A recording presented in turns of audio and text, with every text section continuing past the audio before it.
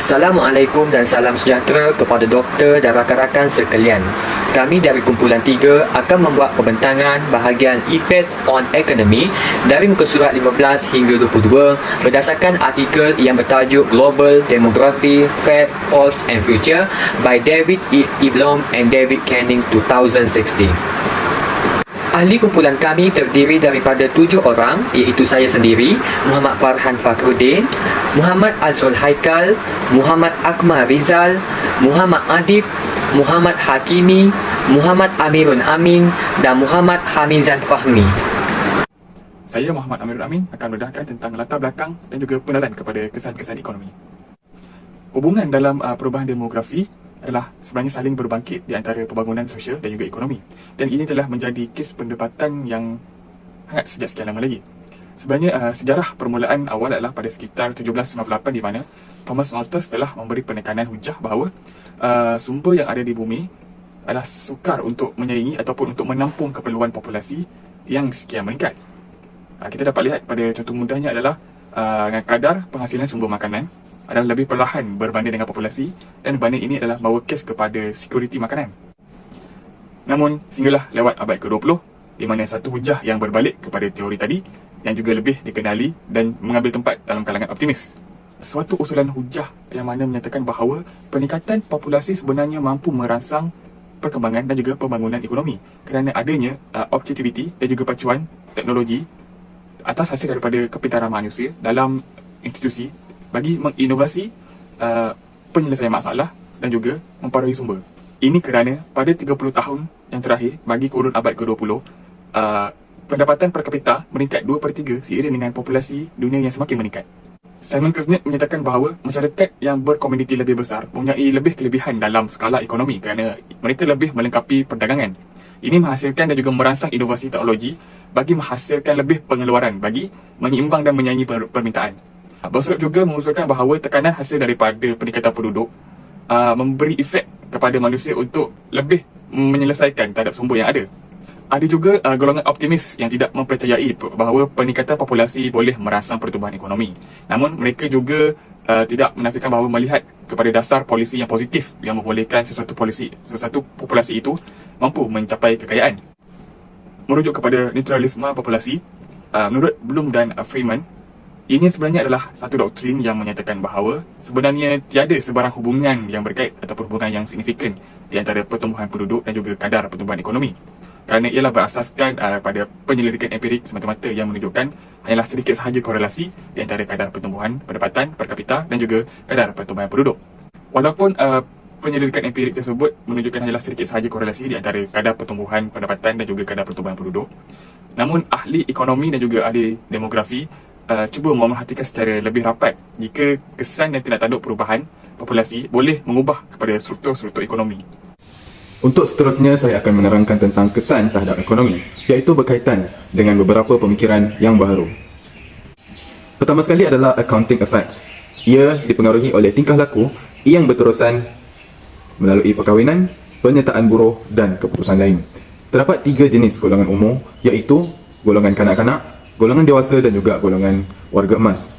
Golongan dewasa ataupun lebih dikenali sebagai golongan pekerja merupakan golongan yang amat penting dalam menggerakkan sistem ekonomi negara. Hasil daripada perkahwinan dan tahap kesuburan yang tinggi telah meningkatkan kadar kelahiran di sesebuah negara. Kesannya ia akan mewujudkan lebih banyak lagi bekalan tenaga buruh pada masa akan datang. Baiklah, seterusnya adalah kesan perubahan tingkah laku, yang mana kesan ini dipengaruhi oleh beberapa faktor, iaitu faktor kesihatan dan jangka hayat, faktor tekanan ekonomi dan faktor kemerosotan mortaliti bayi. Yang pertama sekali adalah faktor kesihatan dan jangka hayat. Faktor kesihatan dan jangka hayat yang baik dalam kalangan warga tua mampu menggalakkan golongan ini untuk terus produktif dalam pekerjaan. Ini kerana peningkatan kesihatan dan jangka hayat telah meningkatkan keinginan seseorang untuk bersara pada usia yang lebih lewat berbanding yang sepatutnya. Hal ini secara tidak langsung akan meningkatkan pendapatan negara. Bloom, Canning dan Graham, 2003. Faktor yang kedua adalah faktor tekanan ekonomi. Faktor tekanan ekonomi juga ia mempengaruhi tingkah laku seseorang. Peningkatan kadar kelahiran ataupun baby boom telah menyebabkan berlakunya tekanan terhadap pendapatan pesara. Dalam arti kata lain, kadar gaji ataupun pendapatan sebenar pesara semakin berkurangan disebabkan oleh bilangan anak yang ramai.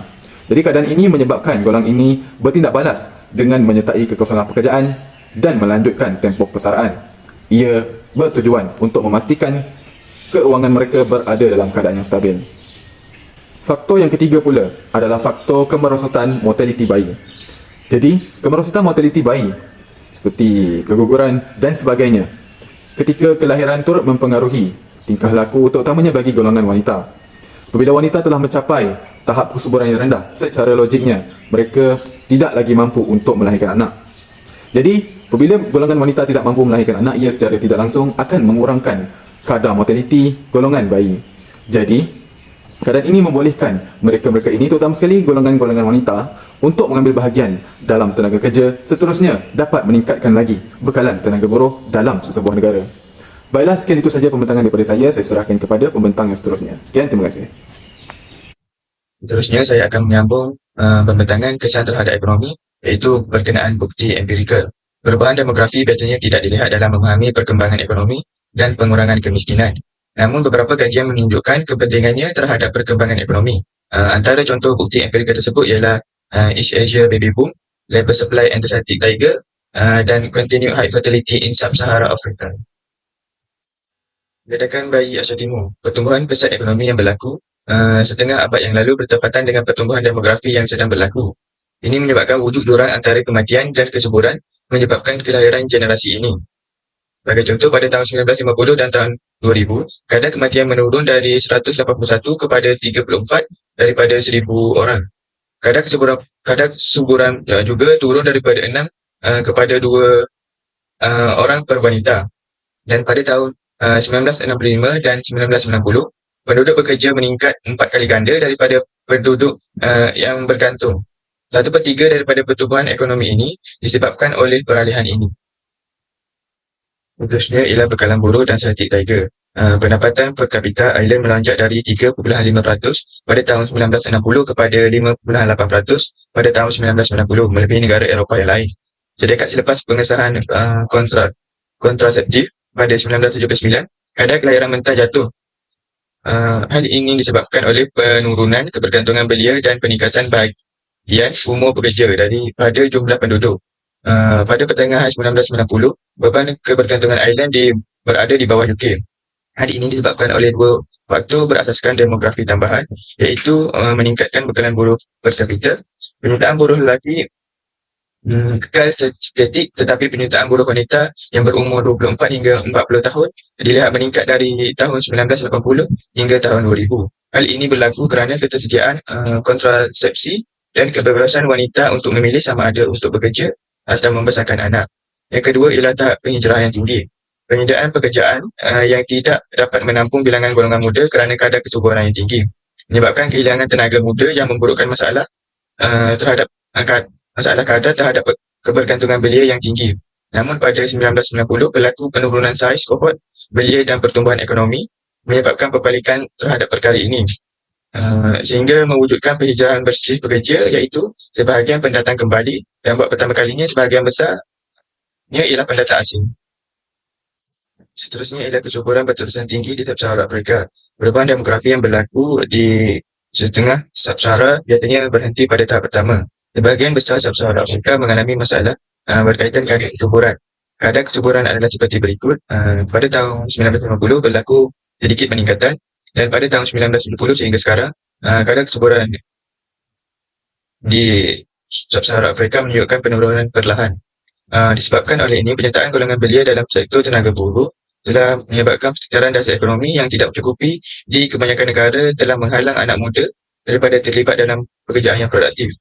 Populasi golongan yang memerlukan kebergantungan, iaitu kanak-kanak, adalah lebih besar daripada golongan umum bekerja dalam jumlah penduduk yang rendah. Ini telah menyukarkan ekonomi mereka untuk bangkit kembali daripada jurang kemiskinan. Seterusnya, saya akan menjelaskan tentang implikasi dasar.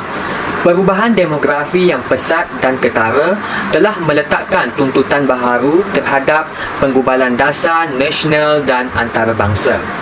Berlakunya peralihan daripada kadar kematian dan kesuburan yang tinggi kepada kadar kematian dan kesuburan yang rendah akan mendatangkan manfaat kepada ekonomi, sama ada ekonomi negara atau ekonomi dunia.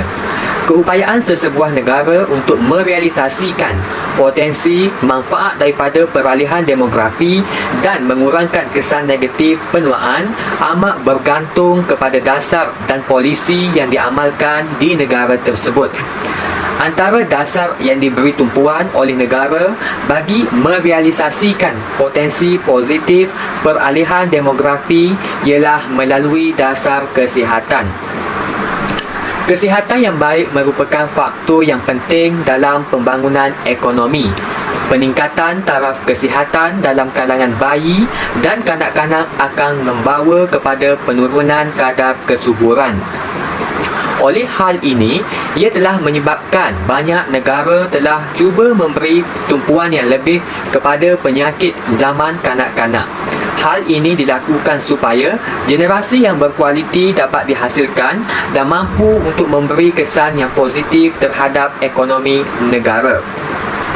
Negara yang ingin mempercepatkan penurunan tahap kesuburan mungkin akan mendapat manfaat daripada menambah baik akses kepada perkhidmatan perancangan keluarga dan pendidikan tentang keputusan kesuburan.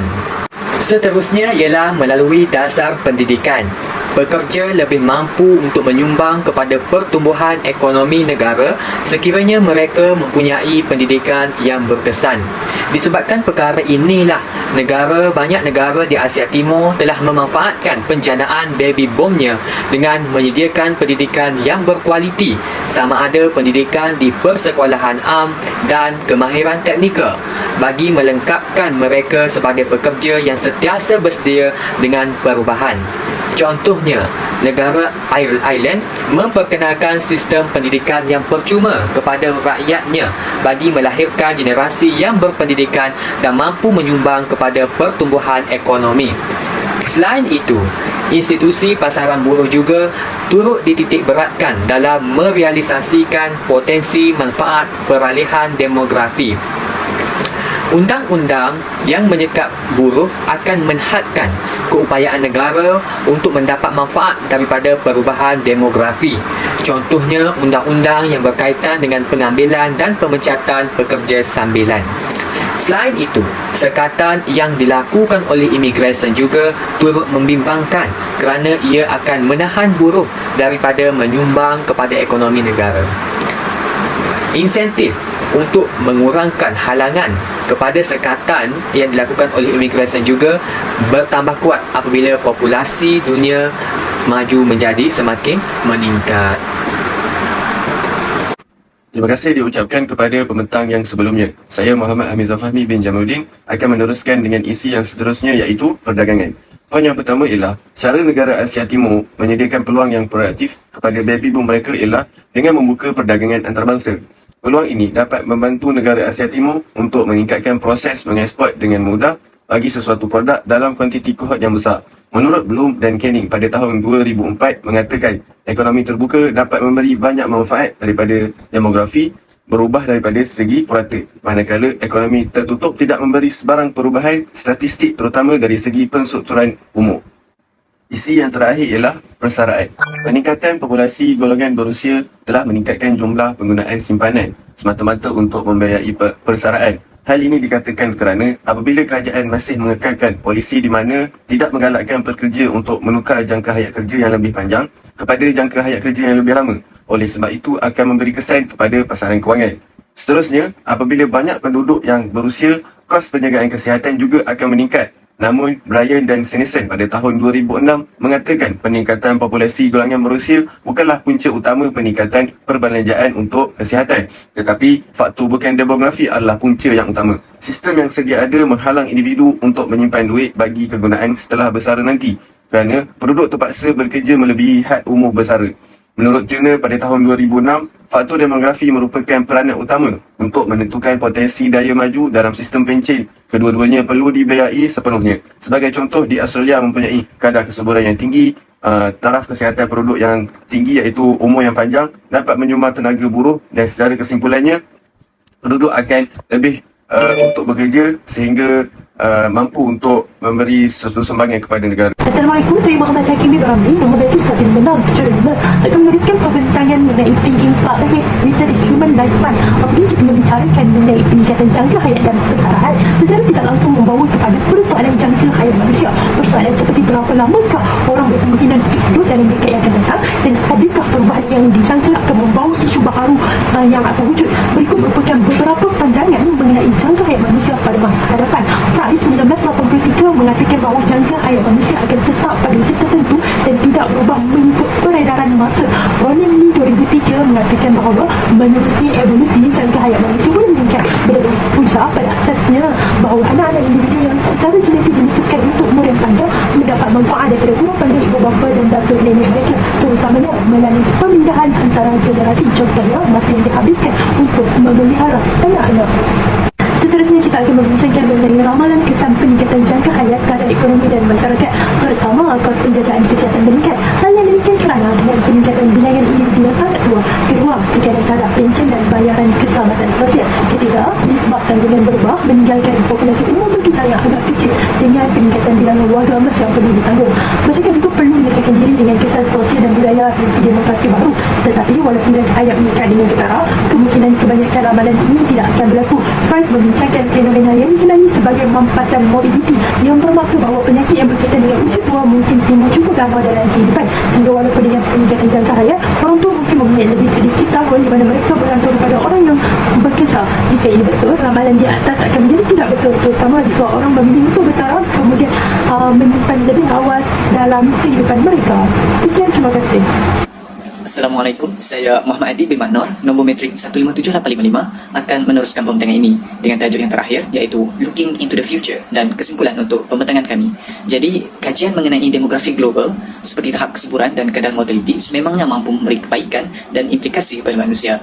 Peningkatan kadar kelahiran yang terjadi yang disebabkan oleh peningkatan taraf kesihatan akan menyebabkan kadar mortaliti dalam kalangan bayi berkurang dan bekalan tenaga buruh pada masa hadapan lebih terjamin, serta peningkatan jangka hayat dalam kalangan penduduk. Walau bagaimanapun, tahap kesuburan yang terlalu tinggi ini juga dapat memberi kesan yang negatif terhadap negara jika tidak diuruskan dengan sebaik mungkin, seperti jumlah tanggungan warga bekerja akan bertambah secara mendadak.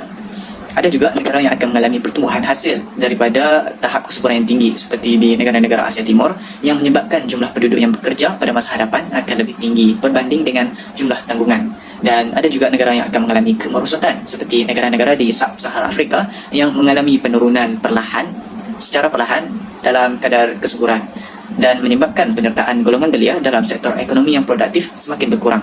Jadi menurut artikel yang dikaji, pada masa hadapan, kadar pertumbuhan akan meningkat dengan perlahan secara berterusan dan akan memberikan cabaran yang besar dan implikasi ekonomi yang teruk jika tidak diurus dengan betul, seperti peningkatan jumlah tanggungan, iaitu warga tua yang terlalu banyak seperti di negara China dan India yang boleh memperlahankan pertumbuhan ekonomi negara-negara tersebut.